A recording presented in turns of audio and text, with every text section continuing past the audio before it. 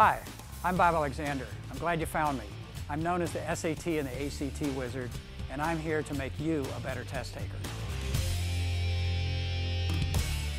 And I had a really interesting situation the other day. I started tutoring a new student, and the first thing that student said to me was, "What's the most common trap on the reading test?" He has done well on the math test. He was trying to get his reading score up, and the first thing he wanted to know is what kind of tricks and traps were on the test that caused him to miss questions. His reading was fine.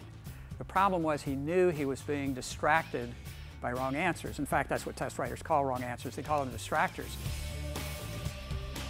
Distractors, wrong answers, by rule on the test, are allowed to be accurate statements, reasonable answers, sensible answers, but they're not supported by the passage.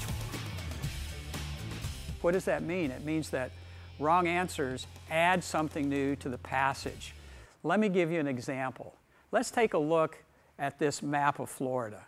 And what was in the passage was about how the beaches of Florida make up the majority of the border of Florida. So if you start in Jacksonville and you go down to Miami and swirl around through the Keys and come up the West Coast and go all the way over to Pensacola, that's mostly a beach, and that's by far the majority of what you'll see in Florida as far as the border is concerned. Then you get to the questions, and it asks you a question. Let's say question number 1 has an answer that says, Georgia is north of Florida. It didn't say anything about that in the passage I just described.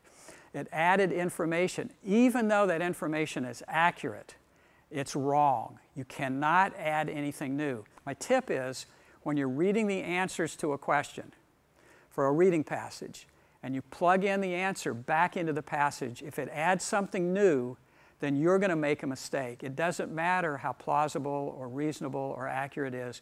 It's unlike school. In school, teachers are asking you all the time to relate what you're learning today to prior information.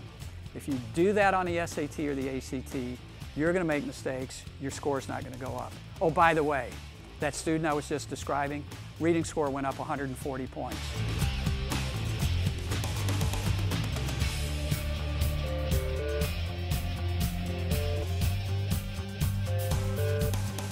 I'm Bob Alexander, the SAT, ACT wizard. We've got lots more tips on my website. Go there. Good luck with your practice and watch your scores go up.